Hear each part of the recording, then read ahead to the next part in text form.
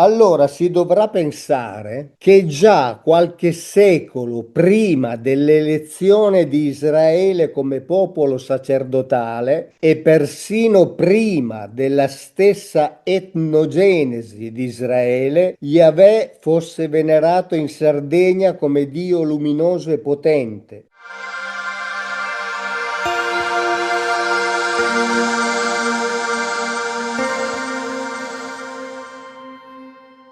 Ciao a tutti,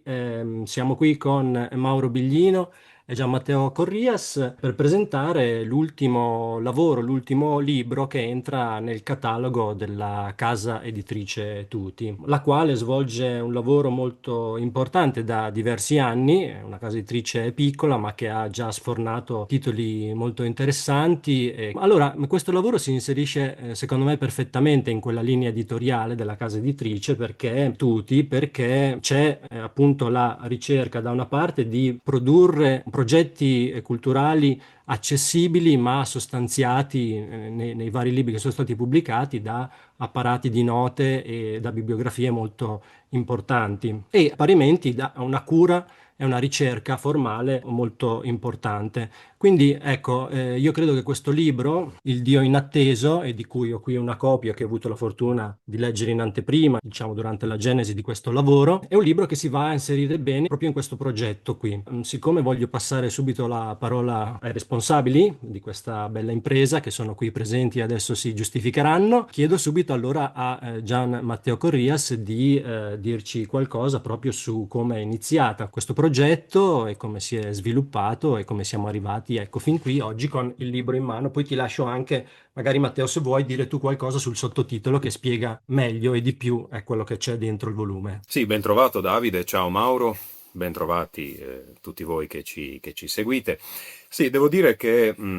anch'io tengo in mano questo volume con una certa trepidazione e con altrettanta soddisfazione perché questo saggio mette capo a un lavoro di ricerca, di studio, di confronto che ormai dura da più di 3 anni. Quindi è il giusto coronamento di un percorso, devo dire, per certi aspetti piuttosto difficile, perché come tu dicevi, chi prenderà in mano questo libro vedrà subito che il lavoro di studio, di ricerca bibliografica è stato imponente, ma la soddisfazione di vedere in qualche modo concretizzata tanto impegno, tanta fatica anche per certi aspetti, è qualcosa che evidentemente è impagabile. Questo libro nasce, come dicevo, al termine di un percorso di studi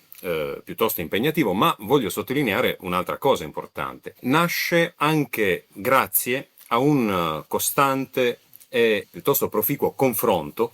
che c'è stato tra me e Mauro Biglino e di cui peraltro noi abbiamo dato una testimonianza costante nel corso di questi anni proprio su questo canale YouTube. I vari video nei quali io e Mauro ci siamo occupati appunto di cose nuragiche ne sono la testimonianza. Un aspetto che è stato decisivo davvero per la costruzione di tutto il discorso è stato quel dialogo, quel confronto, quel interrogarsi reciproco che nasce al tempo stesso dalla curiosità sulla storia antica della Sardegna e che è stato sostanziato dalla nostra amicizia, che è un'amicizia personale, ma è un'amicizia anche intellettuale. Facevi riferimento al sottotitolo di questo saggio, ma già il titolo, insomma, merita una spiegazione, perché potrebbe incuriosire questa scelta di intitolare un saggio sul culto nuragico, Il Dio inatteso. Come mai questa scelta, per certi aspetti, così misteriosa, no? Qual è la ragione di una scelta di questo tipo? Certamente questo titolo vuole sottolineare uno degli aspetti più rivoluzionari, più eclatanti persino direi, del nostro lavoro di ricerca che però, qui lo voglio dire subito, è in gran parte debitore delle intuizioni e degli studi del professor Luigi Sanna, che per primo ha portato avanti con determinazione un'idea, poi non è rimasta solo un'idea, ma è diventata qualcosa di molto concreto su base documentale, quella per cui a un certo punto della storia della civiltà nuragica, una storia che dura 1000 anni, dallo scorcio del XVIII secolo fino al VII secolo avanti Cristo, per l'appunto una scoperta, dicevo, che ha rivoluzionato la visione che gli studiosi hanno elaborato della civiltà nuragica. Un fenomeno che, a partire da uno scorcio importante, da uno snodo importante della storia nuragica, cioè la metà del XIV secolo avanti Cristo, l'inizio del bronzo recente, e segna delle trasformazioni profondissime nelle strutture della cultura materiale, monumentale, archeologica, economica della civiltà nuragica, e che ha immancabilmente il suo riflesso anche nella dimensione del culto nuragico. La grande novità, diciamo così, la grande intuizione di Luigi Sanna, che noi abbiamo deciso di prendere sul serio e di esplorare con gli strumenti del metodo storico-critico, l'idea che i sardi nuragici scrivessero. Questa è una questione ancora molto dibattuta, molto controversa, molto osteggiata anche, bisogna dire, dal mondo accademico. Il fatto però davanti al quale ci si dovrà prima o poi rassegnare è che ormai le evidenze archeologiche, documentali, epigrafiche sono talmente tanti e iniziano a diventare talmente tanto cogenti che non si può più far finta di niente. Allora abbiamo deciso di prendere in qualche modo il coraggio e provare ad esplorare questa ipotesi. Lo voglio ribadire attraverso la garanzia del metodo storico-critico, in maniera scientifica e documentata. Quello che emerge da questa serie di studi è una situazione particolarmente interessante, anche perché, ecco, il fulcro di tutto il discorso epigrafico è l'attestazione di un nome che ricorre regolarmente nel repertorio di epigrafi nuragiche, che ormai può dirsi annoverare qualche centinaio di iscrizioni, ed è il nome di una divinità ben nota, ma che sorprende se individuata in documenti prodotti nel Mediterraneo occidentale, cioè il nome di Yahweh, il dio di Israele, ma che risulta chiarissimamente attestato, in genere in una forma diversa da quella del tetragramma, che è quella del trigramma, Yod e Vav, che è presente anche in altri contesti extra-biblici, ma che troviamo molto esplicitamente documentata in una serie di documenti, alcuni dei quali, voglio citare in particolare la navicella fittile di Teti, sono documenti cogenti per l'appunto e che non possono essere derubricati a falsi o a oggetti fuori contesto. Questo è il motivo essenzialmente per cui la scelta è ricaduta su questo titolo, il Dio inatteso. Il sottotitolo invece che correda questo titolo così intrigante del saggio è Scrittura, culto eroico e culto di Yahweh nella Sardegna nuragica, e che in maniera più didascalica serve a indicare l'intero percorso che noi portiamo avanti in questo saggio. Da un primo capitolo nel quale diamo le coordinate generali dell'intera civiltà nuragica, alle varie tappe della evoluzione del culto che ha caratterizzato appunto la civiltà nuragica nel suo dispiegarsi millenario, quindi da un culto eroico legato per l'appunto a quella tipologia santuariale e sepolcrale che sono le cosiddette tombe dei giganti, gli edifici templari legati al culto dell'acqua. Si riconoscono almeno 3 tipologie di edifici templari legati ai culti idrici, cioè le fonti sacre, i templi a pozzo e le rotonde con bacile, i megara, che sono la tipologia santuariale più intrigante, più affascinante da questo punto di vista, perché creano già nella loro planimetria, nelle loro caratteristiche distintive, un collegamento diretto con il Levante mediterraneo, con il mondo siro-palestinese. E poi l'ultimo capitolo, il quarto capitolo, presenta per l'appunto una discussione sistematica, argomentata, documentata della questione della epigrafia nuragica. E a proposito di questo quarto capitolo presenta un aspetto particolarmente interessante. Di alcuni documenti inscritti, in particolare, soprattutto i cosiddetti cocci di Orani e la navicella fittile di Teti che citavo prima, ha cercato di ricostruire la spesso complessa, intricata storia, dal momento del loro rinvenimento al loro destino, che per esempio nel caso dei cocci di Orani è quello di una scomparsa che da un lato dispiace evidentemente, dall'altro suggerisce, purtroppo devo dirlo, un certo imbarazzo da parte del mondo accademico davanti a certi oggetti che come dicevo prima, impongono una rimeditazione generale di tutta la questione della scrittura nuragica. Ecco, quindi il senso del sottotitolo è proprio quello di offrire, in una sintesi, diciamo pure estrema, però il senso generale dell'intero percorso di questo saggio. Ora Mauro, se noi spostiamo l'obiettivo da Israele alla Sardegna, ci ritroviamo sempre in compagnia di Yahweh. Ecco, tu in questo libro hai fatto degli inserti molto interessanti che vanno a fare un po' il controcanto all'esposizione di Matteo e ti volevo chiedere, insomma, come hai lavorato e come ti sembra, ecco, se ti sembra sorprendente appunto questa scoperta di questo Dio inatteso. Innanzitutto saluto tutti e ringrazio anch'io il professor Luigi Sanna, anche per averci accompagnati in quelle camminate tra fili spinati, tra reticolati, tra muri di recinzione, templi divelti, dimenticati in mezzo ai boschi, eccetera, dove veramente siamo andati a toccare con mano quel periodo storico. Molto volentieri e con grande entusiasmo ho fatto quegli inserti perché il libro è pieno ovviamente di citazioni bibliche e non è un caso, ovviamente, proprio perché il motivo di maggior curiosità è proprio l'aver visto in Sardegna, nella cultura nuragica, scritto il nome di Yahweh, sia pure in caratteri proto-sinaitici e proto-cananaici. Ma questa è una cosa davvero sorprendente. Ed è talmente sorprendente che, Davide, se mi permetti, io leggerei quelle poche righe che abbiamo messo in quarta di copertina, perché contengono dei concetti che sono, secondo me, essenziali e che fanno sì che questo libro dovrebbe essere sul comodino, insomma, vicino alla Bibbia, quantomeno delle famiglie sarde, ma non solo. Non solo, e spiegherò perché. Perché sempre il metodo, e giustamente Matteo prima l'ha messo anche in evidenza, noi abbiamo ricostruito documentando però, non lavorando di fantasia. Se la ricostruzione che abbiamo fin qui argomentato regge,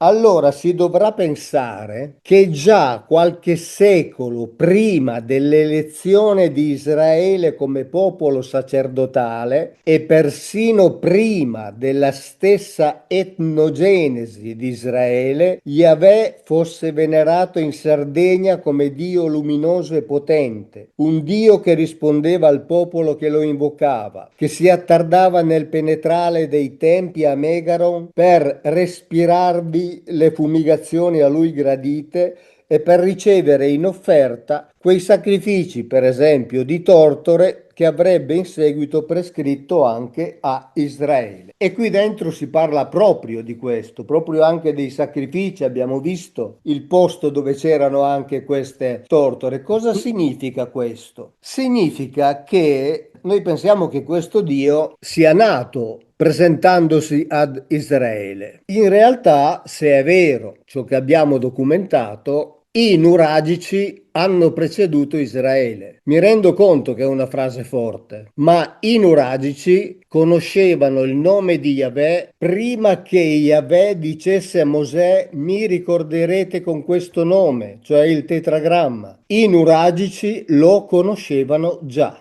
Si tratta di cambiare completamente una narrazione che è quella narrazione che da 2000 anni condiziona lo sviluppo non soltanto dal punto di vista del pensiero religioso, ma anche dal punto di vista sociale, politico, antropologico, financo-finanziario dell'Occidente. Cioè questo Yahweh scritto dai nuragici precede addirittura la nascita della lingua ebraica, nella quale e attraverso la quale noi lo conosciamo. Io credo che chiunque si renda conto dell'importanza di una questione del genere, di una situazione del genere. Cioè noi tutti siamo abituati a pensare a quel Dio che poi è diventato il Dio universale, eccetera, eccetera, da cui è nata la religione giudaico-cristiana, ma quel Dio era già conosciuto con quel nome prima ancora che la lingua ebraica nascesse. Questo è un fatto straordinario, assolutamente straordinario, ed è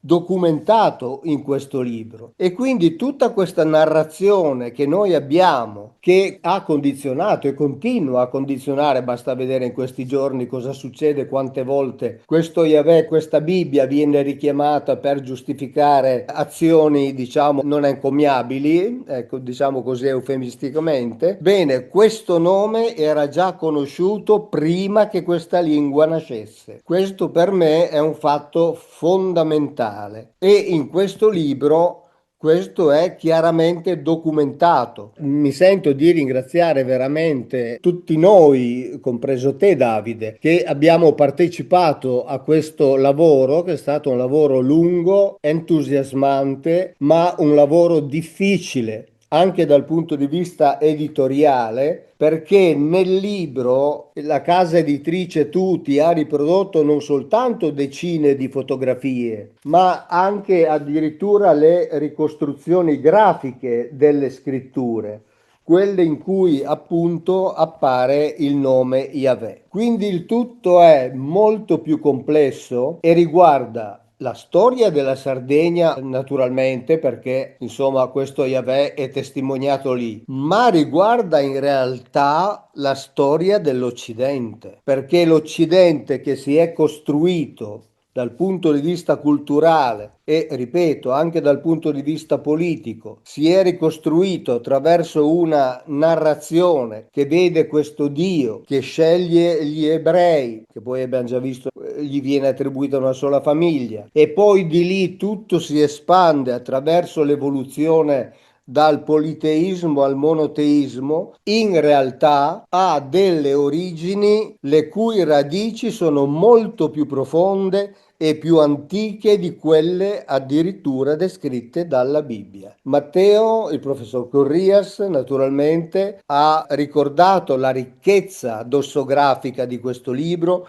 la ricchezza bibliografica, che ne fa un libro veramente scritto per tutti, ma un libro che può essere utile anche agli studiosi. Mi sento di prendermi questa responsabilità di dirlo. Sì, grazie Maura, infatti hai fatto bene a ricordare questa cosa, avrei dovuto dire subito che oltre alle note e alla bibliografia molto importante che c'è in questo volume, c'è anche un apparato iconografico davvero sostanziale che ha richiesto tantissimo tempo, quindi non è un libro come qualsiasi altro, ma un libro che ha richiesto davvero tanto lavoro. Ecco, mentre tu parlavi, Mauro, naturalmente questa cosa che hai detto mi ha fatto pensare proprio alla grandissima novità che porta questo volume, perché va così a mettere in discussione quello che sappiamo non solo della storia della Sardegna, ma anche della storia di Israele. Allora, per restituire la parola a Gianmatteo Corrias, volevo appunto portare un attimo la discussione su quella che tu, Matteo, pensi che possa essere la reazione del mondo accademico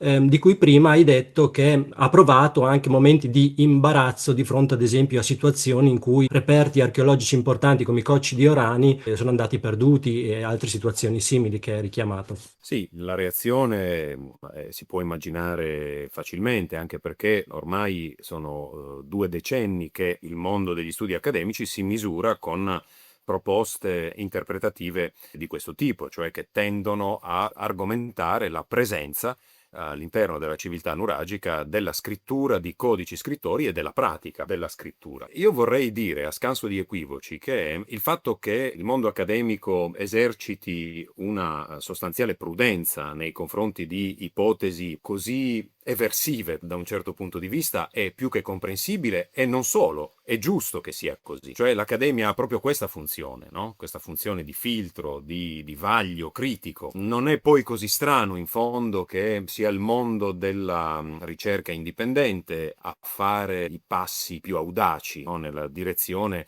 dell'esplorazione di ipotesi innovative come quella che oggettivamente noi stiamo facendo e stiamo argomentando in questo saggio. Questo saggio però, e questa è un'altra cosa che voglio evidenziare, Mauro giustamente diceva può e dovrebbe essere letto anche dagli archeologi, io aggiungo con animo libero e con animo disposto al confronto critico. E mi sento di dire che non temiamo questo confronto. Da parte mia, ma anche da parte di Mauro, c'è la massima disponibilità a mettere sul tavolo delle ipotesi che hanno una forza che deriva per l'appunto dallo scrupolo con il quale noi le abbiamo formulate, dallo scrupolo storico-critico e archeologico con il quale noi le abbiamo formulate. Quindi l'auspicio veramente che mi sento di poter fare è quello che possa nascerne da un lato uno stimolo per l'appunto per gli archeologi per approfondire le ipotesi che noi qui proponiamo e magari, perché no, anche un dialogo con il mondo accademico. In effetti questo saggio presenta una situazione che forse crea più domande di quante non siano quelle a cui dà risposta da un certo punto di vista. Dall'altro direi che invece la coerenza della ricostruzione generale è del tutto autosussistente dal punto di vista di una logica interna. Oltre al quarto capitolo, quello in punto alla questione della scrittura nuragica è presentata in maniera sistematica, ce n'è un altro, un quinto capitolo che funge da conclusione del libro, nel quale per l'appunto mi sono preoccupato di proporre delle risposte, magari degli scenari possibili, nei quali queste criticità possono trovare una composizione soddisfacente. Questo è un saggio che osa, è un saggio audace, questo lo sappiamo, ne siamo consapevoli, è un saggio audace, ma questa audacia crediamo che giunga in un momento della storia degli studi sulla Sardegna nuragica in cui sia assolutamente necessario che per l'appunto si osi percorrere delle strade che erano state solo ipotizzate e che si arrivi almeno a formulare delle buone ipotesi. Sì, poi noi nei nostri video precedenti, Matteo, abbiamo già, come dire, osato quando abbiamo parlato della figura di Yahweh legata alla Sardegna. Quindi in realtà questo osare si è concretizzato in questo libro che, come hai detto tu, ha richiesto alcuni anni di lavorazione proprio perché poi ovviamente si può sempre sbagliare, ci mancherebbe a mettere in discussione le idee perché non dobbiamo sostituire un dogma con un altro dogma assolutamente, ma come hai detto tu, fornire uno stimolo per dire guardate che c'è anche questa possibilità, guardate che questa possibilità è documentata, guardate che questa possibilità è scritta, ve la facciamo vedere, ve la riscriviamo sotto gli occhi, la traduciamo lettera per lettera. Quindi questo lo si vede avendo il libro in mano. Per questo io ritengo importante questo lavoro proprio per questo suo scopo, quello di avere il coraggio di aprire una nuova possibile via di ricerca che riguarda la storia della Sardegna, ma che implica necessariamente anche delle considerazioni su una visione più allargata della storia dell'Occidente, se è vero che Yahweh non si è presentato per primo ad Israele, ma era già conosciuto da altri. E, infatti, Mauro, su questo punto non posso non farti questa domanda, cioè, e quindi il concetto di Israele come popolo eletto, che poi è stato anche reinterpretato dal cristianesimo, dove finisce? Non finisce, nel senso che è un popolo scelto, attenzione, come popolo di sacerdoti. E come ho già spiegato varie volte, i sacerdoti erano coloro che non dovevano occuparsi delle anime dei fedeli perché non c'era nessuna fede e nessuna anima di cui occuparsi, ma erano coloro che si dovevano occupare esclusivamente delle necessità della divinità. Quindi le due cose non sono in contraddizione. In uno dei video con Matteo abbiamo parlato anche della presenza di Yahweh nei culti misterici nelle isole greche. Quindi in realtà noi siamo di fronte ad un Dio che era conosciuto nell'area del Mediterraneo, ma che si sceglie, o meglio, accetta come dono in eredità, perché questo dice la Bibbia, che a lui viene assegnata la famiglia di Giacobbe e lui la utilizza e la nomina come popolo di sacerdoti, cioè una sorta di pretoriani come per l'imperatore romano. Io conto su di voi, voi siete miei, soltanto miei, non dovete rivolgervi a nessun altro e dovete occuparvi di me. E in quelle più di 600 regole che lui detta a questo popolo di sacerdoti. C'è scritto: tutto questo voi dovete fare per me, dovete fare queste cose, non dovete fare queste altre. Nel contempo ciò poteva benissimo non impedire che lui fosse presente anche in altre culture, anche che lui fosse riconosciuto, invocato, servito anche da altri, ma lui voleva che qualcuno lavorasse per lui in esclusiva. Non solo, Mauro, mi permetto di aggiungere che le testimonianze del fatto che Yahweh avesse contatti anche con altri popoli sono presenti nella Bibbia stessa, dove si parla delle isole, Kittim, che esultano per Yahweh, dove si parla dei re di Tarshish e delle isole che portano doni a Yahweh. E una delle ipotesi che è stata fatta appunto per localizzare questo toponimo Tarshish è proprio quella della Sardegna. Tarros è un toponimo sardo della costa occidentale. Sappiamo benissimo che prima di incontrare Mosè, Yahweh aveva contatti con altri popoli, con Edom, con la terra di Madian. Quindi quello che emerge è un quadro molto più complesso, molto più articolato e devo dire molto più affascinante anche, no? Della visione semplicistica che poi si è sedimentata negli studi storici, quello di un rapporto esclusivo e biunivoco tra Yahweh e la sua segullà, cioè la sua eredità, la sua parte scelta che indiscutibilmente è e resta Israele. Esatto. Bene, allora, io penso e spero che abbiamo sollevato qualche curiosità in chi ci ascolta per, insomma, andare subito a cercare questo libro che sostanzia appunto un lungo periodo di ricerca durato anni e non solo, aggiungo anche che se qualcuno non l'ha ancora fatto, nel catalogo della casa editrice Tutti ci sono tantissimi altri libri molto interessanti che si possono andare a cercare, proprio perché appunto, come diceva prima Matteo, spesso le possibilità di conoscenza più audaci vengono proprio dalla ricerca indipendente. Credo che questo la casa editrice Tutti lo stia facendo davvero molto bene, quindi questa è sicuramente un'occasione da non perdere. A questo punto io ringrazio Mauro Biglino e Gian Matteo Corrias e di nuovo invito tutti ad accorrere a comprare questo libro. Grazie a te Davide, grazie, ciao Matteo e grazie a tutti quelli che ci hanno ascoltato. Scusate se ho parlato con un po' di entusiasmo, ma ce l'ho proprio dentro per tutta la passione che abbiamo messo in questi anni in questo lavoro. Sono io a ringraziarti, Mauro, ringrazio anche Davide per il lavoro che ha fatto, ringrazio la casa editrice Tutti che ha fatto come al solito un ottimo lavoro. Spero davvero che questo libro possa interessare un pubblico che, come tu, Mauro, giustamente dicevi, non deve e non può essere soltanto un pubblico sardo, quindi connotato regionalmente, perché questa è una di quelle questioni davvero universali della storia e della storia della cultura. Ciao a tutti. Ciao. Saluto.